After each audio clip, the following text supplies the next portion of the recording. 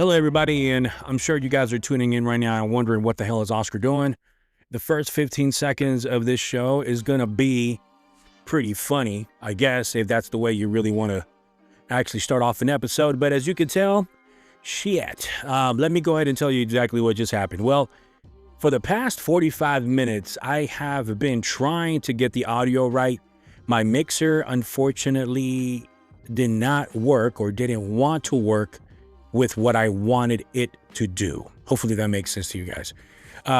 When you're doing these podcast things, those who do like various episodes and other shows like that, there's one or two ways you can go about it. You can have a streamlined, very, very ethical, very organized, they look like a robot and completely practiced and very sound, or you can look like this, which basically you're just a hot mess, bro. But that's what makes this channel actually, in my opinion, very organic. That's what we are, right? We don't want to take ourselves a little bit way too seriously and kind of alienate a group that makes mistakes. And I make tons of mistakes, enough to, I guess, including for some of my friends. I make plenty. I'm a human being, and I will do what I need to do and so forth. Hold on. Let's restart that shit again. Matter of fact, this fucking thing behind me ain't even on. Take two. Let's put pause on that. Alrighty, and we're back. So let's go ahead and talk about what just happened for the past 3 minutes for those of you who are just recently tuned in. So this is my 5th attempt to try to make this episode. Again, I want to make these episodes very organic, very natural, and just kind of free-flowing. Not every single podcast and every single podcaster out there is going to be completely refined. There's going to be some that are going to be a little bit different. And I take a lot of pride in being a very organic podcast. I don't want to come off as super cookie cutter that you think it's a bot. Like, I've heard a lot of people also complaining about this AI voices that sometimes people use, I guess, repetitively. And a lot of people, including some audience members, are getting a little bit frustrated, and they're tired of hearing the bot speak or narrate or tell stories. And sometimes they actually want to make sure that it's an actual living, breathing human being on the other side. Well, this is what you got. I make mistakes. I'm going to trip over my own words. I might stutter. I might use filler, cuss here and there, but that's just the nature of the channel. If you've been with us for as long as you have, almost about a year, you know where this channel has started, where it's going, where it's trending. We are officially at 50,000 subscribers, and that is a major, major landmark and a very big step. I could not have thought that this little tiny little channel would have 50K and subscribers and still growing. I get a lot of feedback and comments from a lot of people saying, you know, what have you been doing differently? I don't know. I'm just being myself, right? I mean, there's a lot of just freaking do it. There's a lot of doubters, and including people within yourself. When you do these things, when you do these podcasts, you tend to make yourself extremely vulnerable, where people are going to be able to scrutinize and criticize everything about your channel, how it looks, the design. Again, these are a lot of people that, generally speaking, that's just how they operate. They like to either troll, they like to either drop comments on your channel and just try to spark a reaction out of you. And at the end of the day, it takes you off your beaten path. It takes you off your plan. You start engaging, and then it just goes awry. But let me digress a little bit and kind of dive into the content of this particular episode. So the past couple of ones that I've gotten some feedback from a lot of folks was that they noticed that it was going very political, right? And I was trying not to go that route. However, with everything that's going on, you, generally speaking, you start off doing these podcasts with an idea and a thought process in mind that it's not going to go that way. And then, unfortunately, something happens on the news, which happens every single day. And then I feel obliged to respond, right?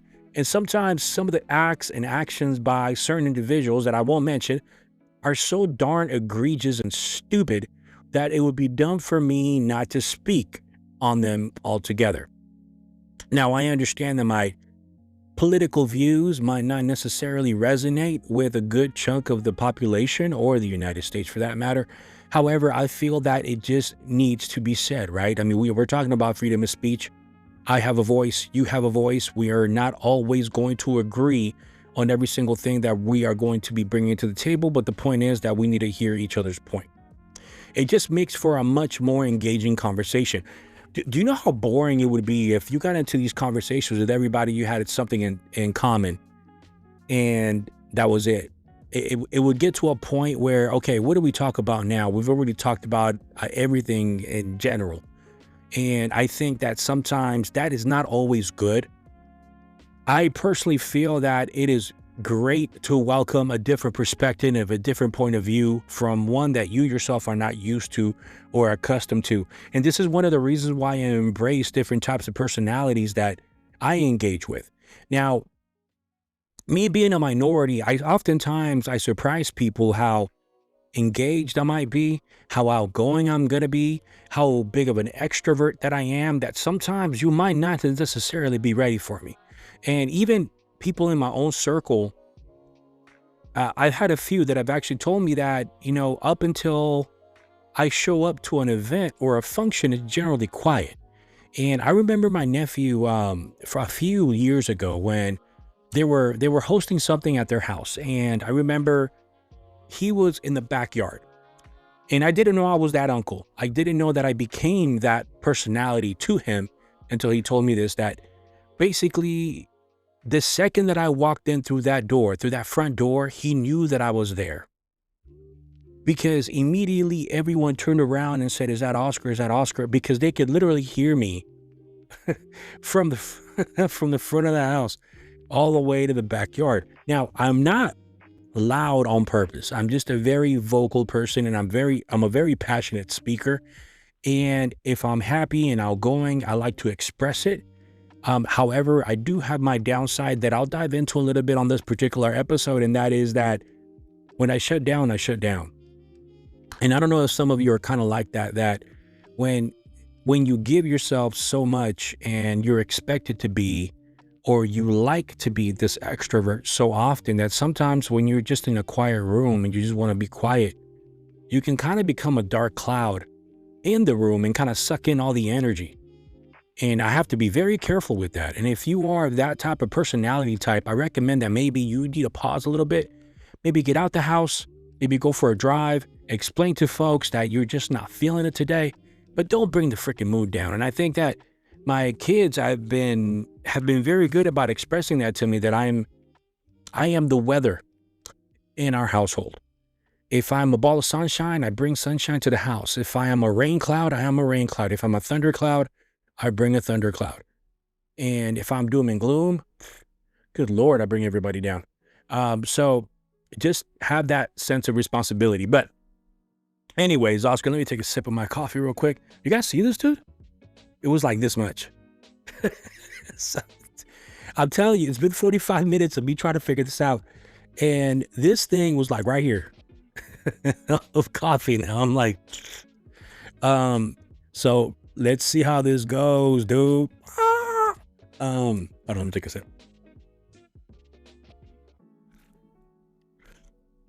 Oh, man. Oh, Oscar, you should have been doing that while you're doing a podcast. You know what? The hell with that. Why not?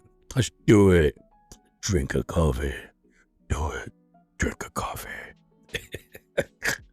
Anyway, let's dive in. I know it's a little bit silliness right now. Well, what are we going to be talking about in this particular episode? Well, hell, dude, quite a bit, actually. Thank you. One of the things that we are going to be discussing is, did you guys see the MMA fights that just happened yesterday? I think it's a new, I guess you could say a new UFC antagonist, I guess is the best way I can explain it. And I think it's a production company by the name of AVP. And they also MMA, and they had Nate Diaz fighting, and a couple other people, including Ronda Rousey versus Gina Marancolo. I believe she's the one that was kicked out of the show Mandalorian because of her shenanigans, certain comments that she made about certain people that kind of put her in the hot seat. So that was that. And I saw the fights. I can honestly tell you that I really wasn't all that impressed. I know that they want to be an alternative and a different option versus UFC and Dana White, because they are sort of a monopoly over MMA fighting, and a lot of fighters feel that because they are a monopoly, that they are the only market, and oftentimes they are shortchanged and forced to forfeit a lot of their decision-making powers and a lot of these other things that could ultimately affect the earnings that some of these fighters can genuinely make if they went outside of the UFC, in this case AVP. So Nate Diaz fought yesterday, which, by the way, my guy from Stockton, bro, he's such a beast. He's such a beast. A lot of people think that he's batshit crazy. Whether he is or he isn't outside of the ring, that really doesn't concern me. The point is that the guy puts on a phenomenal product in the ring. Actually, he's a phenomenal fighter. And I remember when he first came out in UFC a few years ago with his brother Nick, who was also a great fighter. I always immediately had a predetermined notion of the type of fighter he was going to be and how possibly successful he was going to be, because he's tall and lanky, and he's not going to knock you out, but he's going to kick your ass and submit you up to the ground. So he's very, very phenomenal jiu-jitsu on the ground. Like, he will put you in some weird ass positions. So you want to talk about using your strengths to your advantage and winning fights? He is an epitome of that. So for that reason, I'm a massive fan. I saw the fight yesterday. He got all bloodied up, and I think they stopped the fight in the second or third round because he had a massive cut here, and then he had another one in the back of his head that was just bleeding and oozing out everywhere. It was just a bloody mess. But hey, it's MMA. What do you expect? And then the Ronda Rousey fight was actually pretty sad, unfortunately. I understand that she wants to start, or she already started a family, but she wants to have more kids and settle down. And I think her comments before the fight was that this was the last one she was ever going to do, and she was officially going to retire because she wants to focus on having a family and with her husband and having her farm, which is completely phenomenal. But the fact that this woman in 15 seconds submitted Gina in an armbar, which is hilarious because my dumb ass, I went on Prize Picks and I put money on Gina thinking that she was going to do the upset because both of them have been out of the ring for so long. I figured one, it's going to be a little bit more apprehensive, a little bit more reserved because she is a mom, and the other one is just kind of showing up in there to prove a point. So I thought she was going to come in more aggressive, and nah. Ronda Rousey does what she does best. She's a great fighter. She immediately put her on the ground, put her in an armbar. Less than 20 seconds, the fight was over, done. I lost my $40, and the rest is good night. The other part also that I saw, if you guys don't follow Premier Soccer for Mexico, unfortunately, Guadalajara Chivas, they lost against Cruz Azul, so they were officially eliminated from the semis. So it's gonna be Cruz Azul, I think, against somebody else for the final in Mexico Premier League. So if you're a Chivas fan, I know right now you're feeling it. You're kind of feeling somber, but the team looks great. Really young, scrappy young kids, like 20-something-year-olds, and they are badasses. So I'm excited to see what that team kind of looks like next year. We shall wait and see. The other thing that also happened this weekend, and I finally took the opportunity and set a goal for myself and started doing yard work in the front house and in the front yard and the backyard. Good Lord. It's so exhausting. I keep on thinking to myself, like, dude, this is you do this for a living, and then you can't even do it in your own house.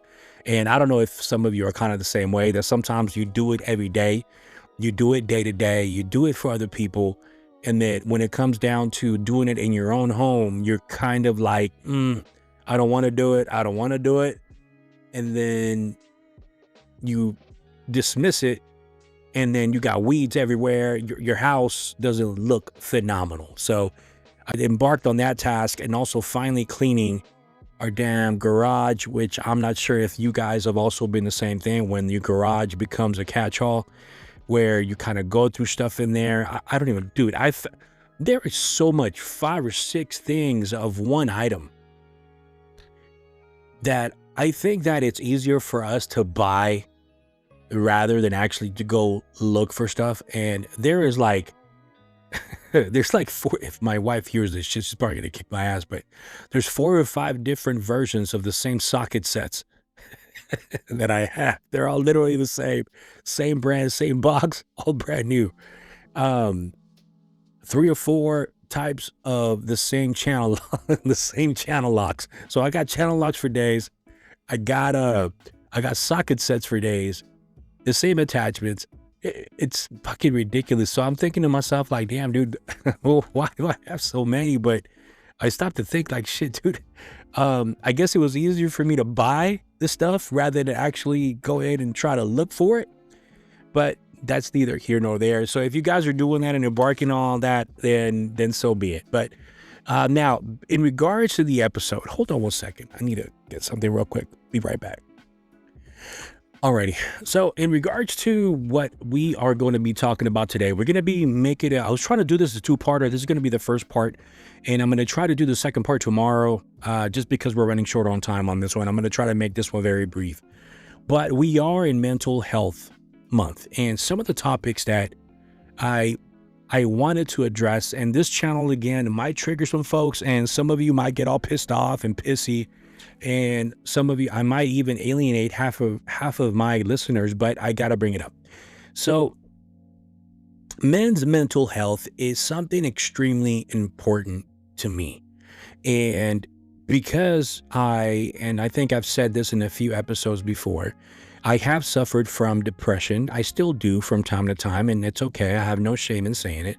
I also suffer from anxiety, and there is a lot of mental health issues that I personally have dealt with that oftentimes growing up were a cause of my upbringing, and not necessarily because my parents were abusive, because my parents are this or doing that. No, I was the result of the environment that I was in. I was born in a third world country that was very poverty driven. I came to the U.S. when I was about 7 or 8 years old, not knowing a lick of English, and I learned by force, basically. I had no other choice. I had to learn the English language at a very young age. I had to cope with a lot of bullying growing up because people made up of the clothing that I was wearing, the way that I looked, the way that I was brown skinned, the way that I spoke. So I had to overcome a lot of those challenges. I was an only child. So of course I had to unfortunately face those demons alone and by myself. And it wasn't up until I believe, I want to say 4th or 5th grade, when I actually started making friends and started socializing with other people, but still it was never the same. And then I went throughout high school, all the emotions, the hormones, etc. There was a lot to unpack in my high school years, and that led into 19 and 20-year-olds thinking that I knew shit, when in reality it got worse.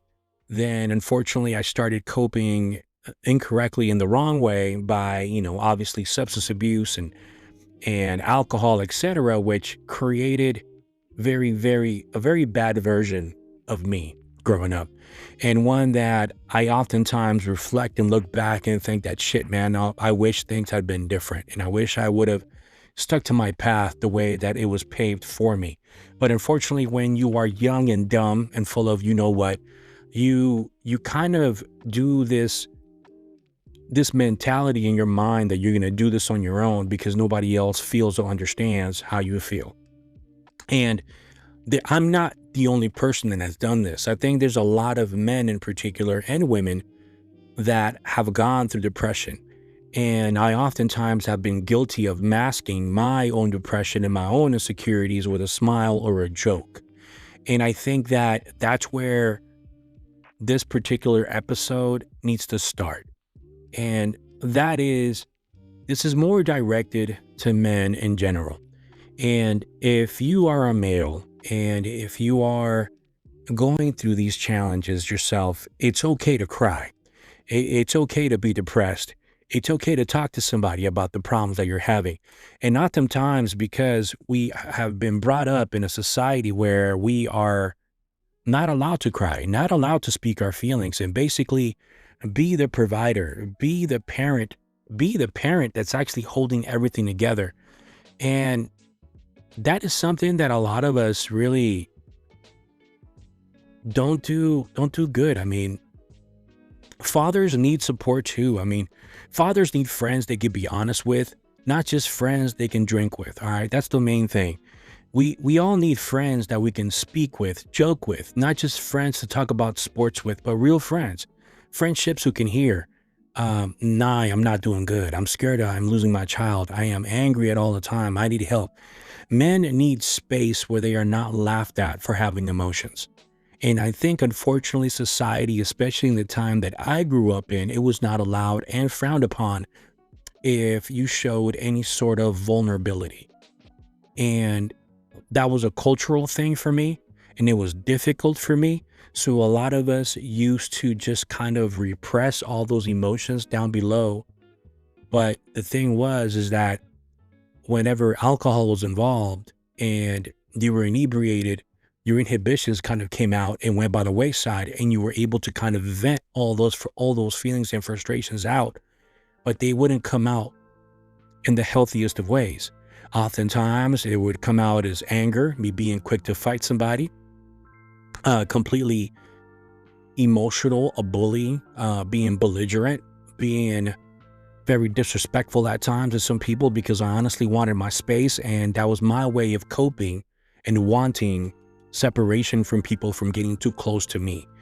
And there is a lot of men that unfortunately go through that right now, and some of them they take on these challenges themselves and put it on their shoulders without asking for advice or help or asking someone else if they are going through it. And sometimes it could lead men into very, very bad stuff where they unalive themselves or they harm someone else because they're feeling some type of way. And this is why this mental health month, I want to bring that back to full circle. With everything that's going on with society, with the numerous amounts of pandemics that apparently are lurking, the Ebola virus, apparently it's resurfacing again. There is the hantavirus and a variation thereof. There is COVID, obviously, and measles and a bunch of other shit that's all of a sudden coming to fruition. So as a father figure and as a head of the household, and maybe you who are thinking about embarking and move it on your own, it's okay to be scared and be fearful of change and what's coming. The main thing that you gotta do, and my advice to you, is if you are not the most vocal person that can speak on it, I recommend that you write it down or maybe sometimes draw it. Draw something. Draw how you feel. And keep a diary. And I know people say, a diary? What the fuck, bro? No, not a diary where you're like, dear diary, today. No, it's more of like putting your emotions down on a piece of paper like, hey, dear journal, today I'm feeling like this. I'm feeling like that. I'm feeling like this. And just write it down. And vent. It doesn't have to make sense. You're not going to read it out loud to a crowd of 40, 50 people. It's more just for you so you can actually put your emotions down and you can read them back yourself and think once you're calmed down, like, what the fuck, dude, I was really in a dark state. Yes, you were. What led you there? The main thing that I got to tell you is if you're depressed, if you're going through some sort of emotional imbalance within yourself, use the healthy coping mechanisms to get you over the hump. Do some yard work. Like, for example, like today, right? So I'll give you guys a little bit of a brief story. So on Friday, I think it's been a while that I can honestly say without shame at all or fear that you guys might scrutinize, I just don't give a shit. I don't care. I'm just going to say it. So on Friday, I felt pretty down. And I felt depressed to some extent. And now I'm getting to the point that I know what depression is. And I think a lot of you guys do too. You just don't want to admit it. But when we're down, we either become very quiet. We don't listen to the music as loud as we want. We might not necessarily be picking up the parts to work on the car. We might not have the energy or the time to go on a boat.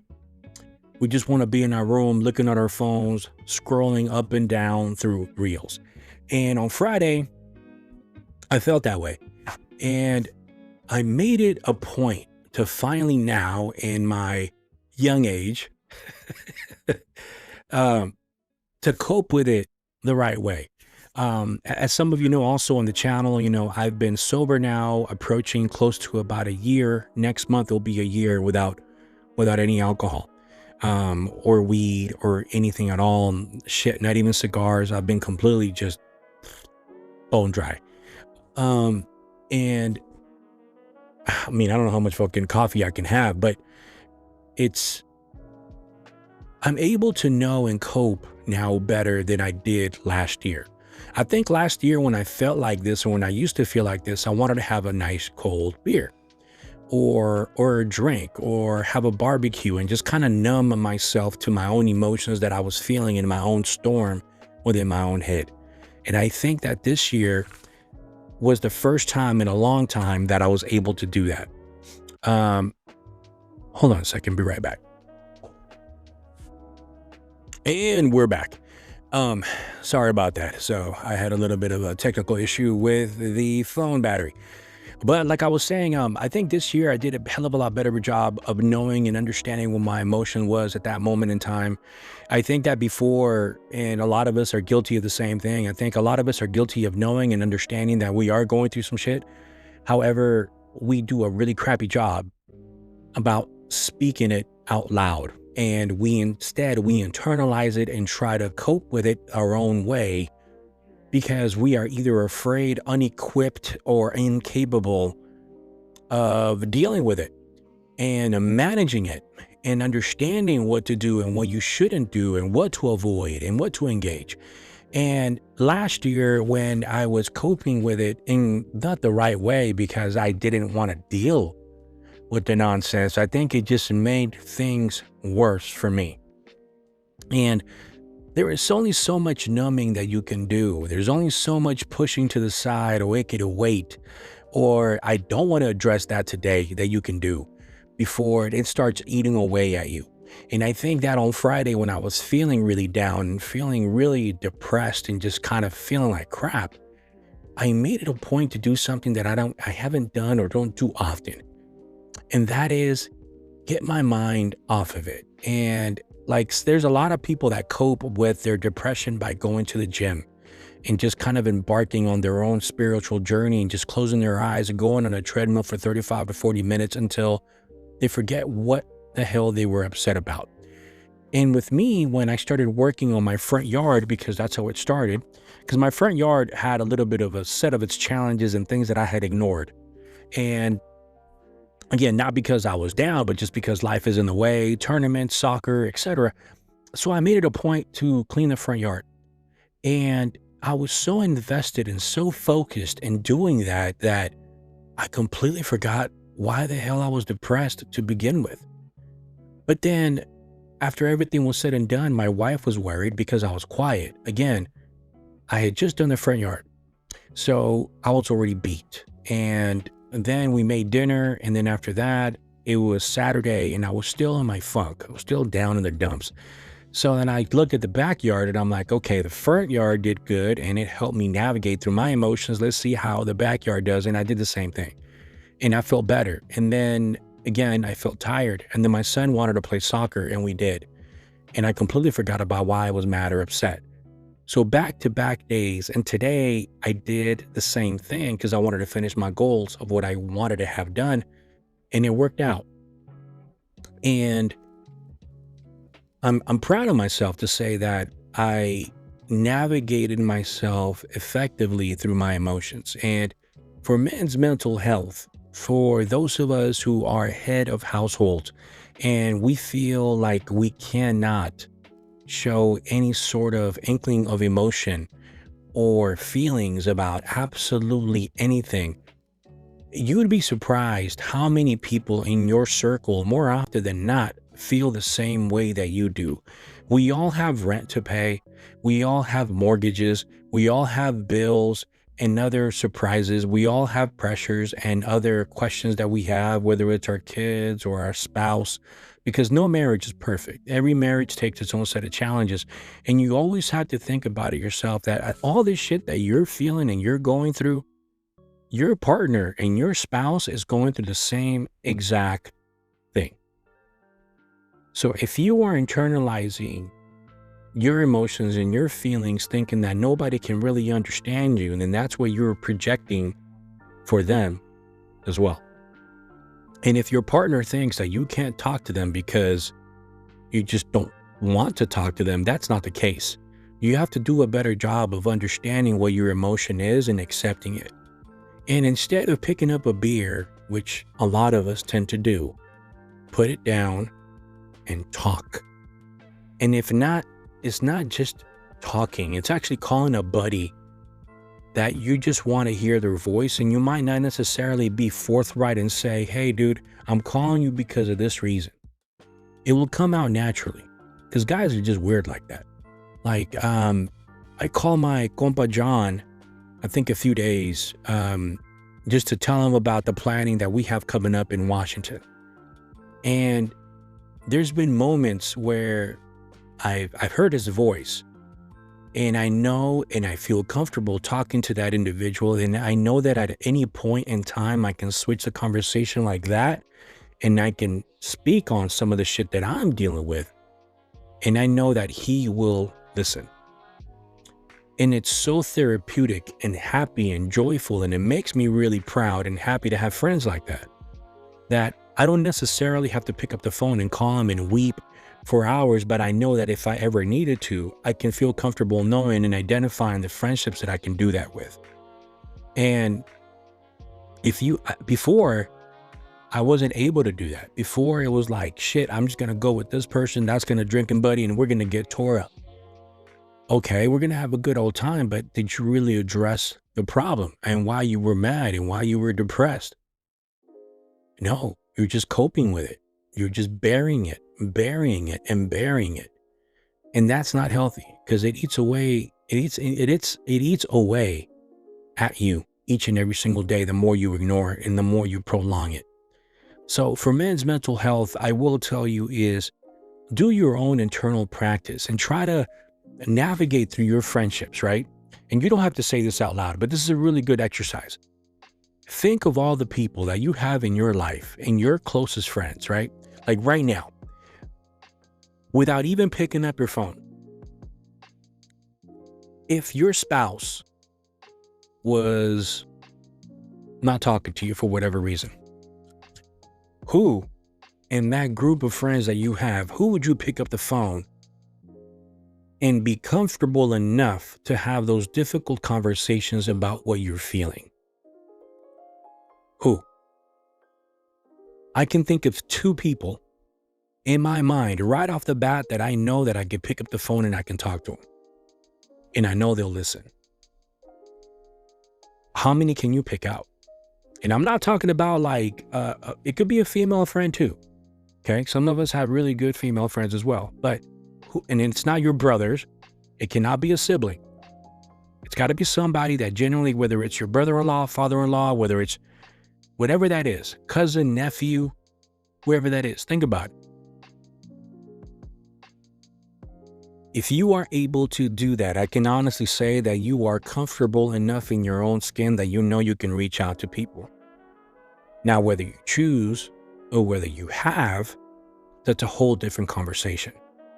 But at least that first test of identifying those friendships and those individuals is key. It cannot be your dad. It cannot be your mom. It cannot be your uncle. Think about it. Because I guarantee you, more often than not, a lot of the people that you are thinking immediately or just thought about right now are in the same boat. And maybe you are the same person for them. I hope and I pray that I'm that voice of reason, that those friends that I know can pick up the phone and call me and talk to me about just the stupidest of things. But when I see them in person, it's a whole different vibe. But that starts there. Talking. Don't internalize it. Speak it. Okay? So with that being said, I'm going to make this episode short. I think I'm going to do the first half tomorrow I'm going to release it, and then I'm going to dive into co-parenting and single parents. There's going to be more, and this is going to be an episode primarily directed to single fathers and some of the challenges that they go through with seeing their kids. And I'm going to speak on some of my own experiences of what I've seen with some people that I know, some of the challenges that I've seen them go through. Um, and it's not easy. And there's always two sides to every coin. And I don't want this episode to be completely like, oh, like I'm bashing females. I'm not, because women, you're going to have your chance too. And I will be speaking on single moms and single women and the challenges that they go through as well. But I'm going to start off with the men, because I think a lot of us, including myself, have such a challenge and such a struggle with navigating our emotions because we're just wired that way. So I want to start off there and extending the olive branch. This is Mental Health Month, in the month of May. So kudos. Thank you very much for listening. Again, I'm going to drop that second half of this, or the second, what the fuck did I say? The second half of the episode. Good God, bro. The second part of this particular episode, I'm going to drop it a little bit later in the week. But in the meantime, reach out, don't internalize it. Self-love. Thank you for watching. Like, share, subscribe. Peace out.